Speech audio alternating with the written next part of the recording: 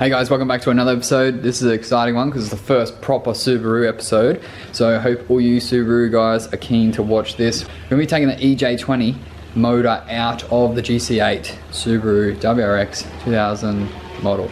Yeah, I don't know much, but we're going to learn. Come for the journey and stay to the end because hopefully we can get the engine out in this episode. Let's go. Tell me, is it whack up in the air? Rapping scattered off the gear. I can map him, get the ears like a tracker. Get distracted, send him back like in the mail. Not a fraction of them real. Catch him like and run the drill. Running through the shit like a motherfucking dage. So this is the mighty WRX GC8. It's just been sitting like up there for quite a while now. So it's covered in filth. It's got a bit of mold growing on the inside. Won't bother going in there. And yeah, it's ready for a new second-hand engine. So yeah, it's ready for a new second-hand engine because this one's got zero compression. And yeah, the first step, take the battery out. I'll probably take this bonnet off and just sit it on the roof so it's out of the way completely. And then take that airbox out, take the intercore off the top here. Then I think you take the plenum off, which is like this weird ass, it looks so strange on a WRX, like, because obviously this is a boxer engine. And it just looks so weird, so take that off, alternator off as well, probably that air compressor maybe. Yeah, probably that air compressor as well. Drop the oil and whatnot, and then yeah, there's some special slide pin in the gearbox.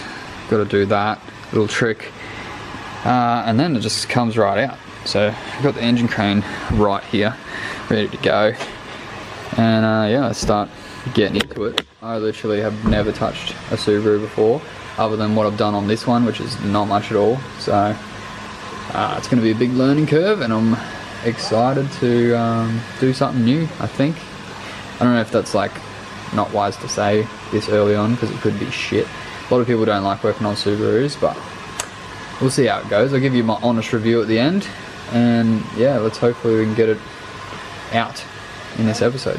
Let's go. So yeah, we just unbolted the bonnet, chucked it on the roof. Gives you way more access, easier to work on cars. You don't have to do that, but I like to do it. It's, yeah, definitely easier. But you can finally see how disgusting this is.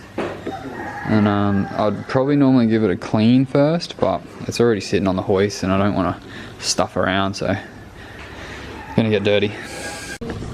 What do you know? It actually has oil in it. And it's like, oh shit, not that bad. I think I must have put oil in it when I was trying to turn it over and whatnot and trying to start it. It was like, I expected something worse, but anyway. Dropping the oil, dropping all the water, like a millimeter of water come out, and yeah, I've got to take this exhaust off. The exhaust on a Subaru is so freaking weird, especially on a turbo. So I've got to get up and get those dump pipe bolts, which I don't like. I'm leaving the gearbox in, so I'm just gonna pull the engine out with the engine crane kind of style, the same way we do Nissan stuff. If I was taking the gearbox out, I would drop the whole K-frame and the wheels and everything all in one go, and then that would be heaps faster, but because the gearbox is staying in, it's probably easier to do it the way I'm doing it, which is why I'm doing it. But yeah. Alright, so I just dropped the front section of the exhaust, and mate, we have found some shit. So this brown stuff came out of the exhaust. This is it here, and yeah, it's just full of that. So I'm pretty sure that would be blown head gasket. Would it? Would it not? Let's have a look up in here. Up in your head. It's just fully corroded, eh? Like, so much corrosion and shit up in there. Yeah, nah, not good. So I think she's full of water, eh? Like, what the fuck? Yeah, definitely explains a little bit why this engine has no compression, because I think it is completely stuffed. But yeah, luckily we got the other one over there that I haven't compression tested, so should be sweet. Fingers crossed on that. Alright, so the Subaru engine is difficult to get to the shit at the back, so I jumped up here to get to a better angle, and now it should just come out. Almost. It's very close. I'm too short, so I can't reach. Oh look, there's another plug. Wait man, this thing has so many little things holding this manifold on it. Oh yep, the whole thing came out. That's definitely not meant to break off like that. Wait, that could be a problem. Like the cam sensor or something. Cam angle sensor is just broken. It's just sitting there, look at that. It's munted. It's interesting. Yeah mate, she's fucked. She's not completely fucked. Hopefully there's another sensor on the other engine over there. Yeah. Here we go. Oh, there's not something else holding it. Another plug. Ta-da! Thumbnail. Oh, there's shit coming out everywhere. Oh, look at the little baby turbo now. It's tiny as. Oh, look at that big pile of shit. Can't even put my finger in there. Whew! That was a missing hose clamp. Nice. So yeah, this is the most weirdest looking engine, weirdest little designs. Well, the good thing is most of the bolts are like straight down, so you can just like extension past that thing and undo everything. I guess if you knew exactly what you were doing, this would be a lot easier. But I'm kind of just pulling on something, and then when it's held on by something else, I'm just undoing that one thing at a time. But that cam angle sensor or whatever the hell it was, is definitely a problem. It's literally like So odd to have like 2 ports there and 2 ports all the way over there, huh? yeah, it's crazy. Well, the engine's split in half. Oh, it is the EJ20. Why is that under there? You must have been able to see it from before or something. What's EJ20? Is that a code or is that the motor? That's the engine name. Yeah. Jump on. There's just so much weird shit, eh? What the? Look at this. Just found a key. What? What do you reckon it's for? This feels familiar. Looks like something out of Harry Potter or something. Wait, I swear I found that when I was working on this before. Can't get in it the to other focus. episodes. Yeah, it is a bit strange. I think maybe it goes in here, bro. it definitely does. What the fuck is that plug doing? Alright, so that was actually, I guess it wasn't too hard to get off. If I did it again, I'd probably know to take off a few different things into different orders. But anyway, we got that off, and then I just went over the back here, had a look at getting these turbo bolts off. I don't know like exactly what I'm supposed to take off there, because there's, yeah, I'm pretty sure I have to disconnect the dump pipe and get the turbo like out of the way to get the engine out, but I'm not 100% sure, so I'm just undoing bolts and hoping for the best. The bell housing bolts are the next ones to come out. I got that side done. I think I've got them all done on that side, and this side there was none in there. So yeah, that side was easy, but I think there's one more down underneath that I have to get. It's really weird, they're like in a rectangle pattern. Kind of makes sense though.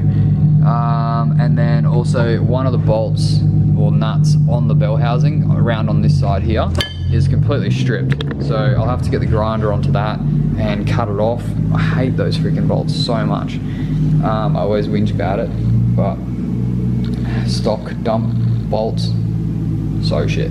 They always go corroded and they're shit house, and that one just stripped out.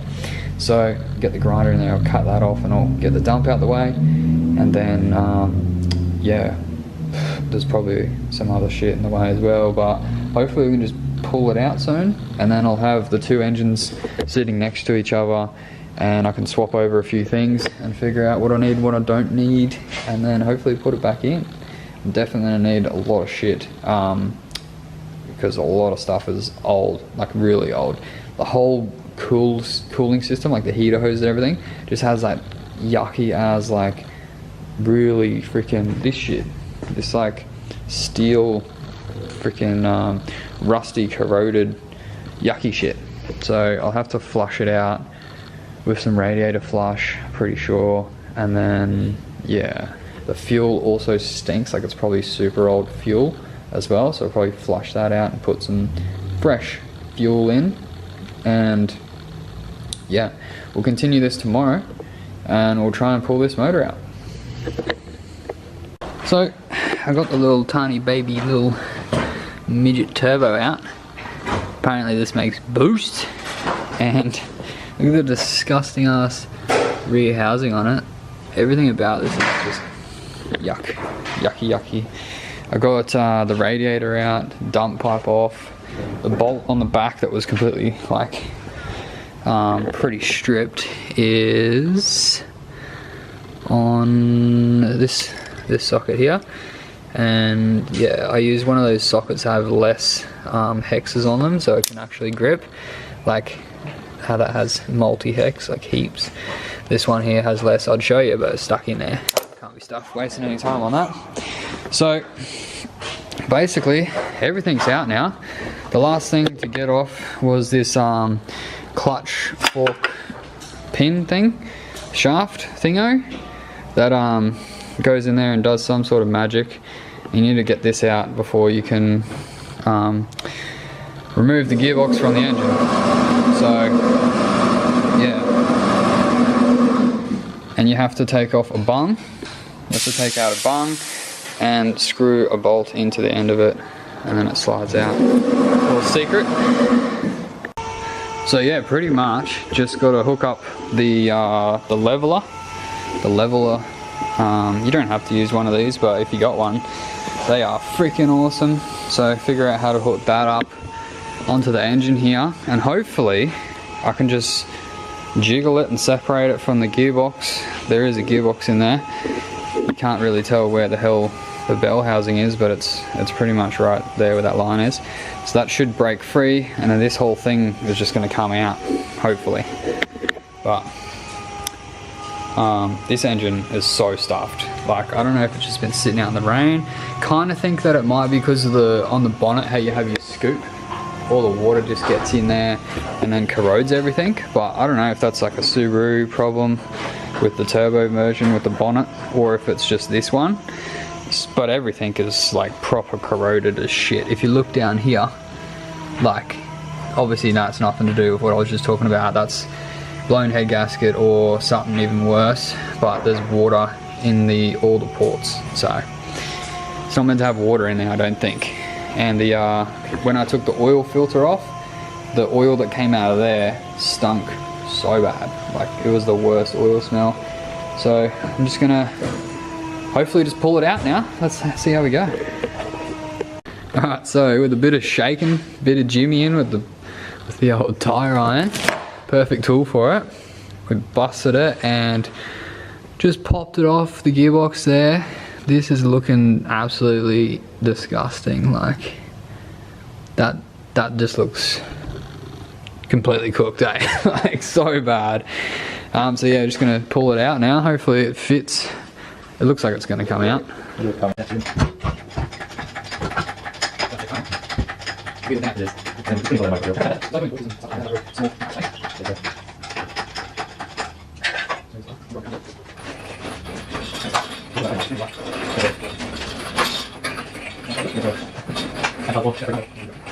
So we got it out, and yeah, this is the weirdest looking engine I've ever seen. Like, I know the whole boxer idea and whatnot, but it's just so strange.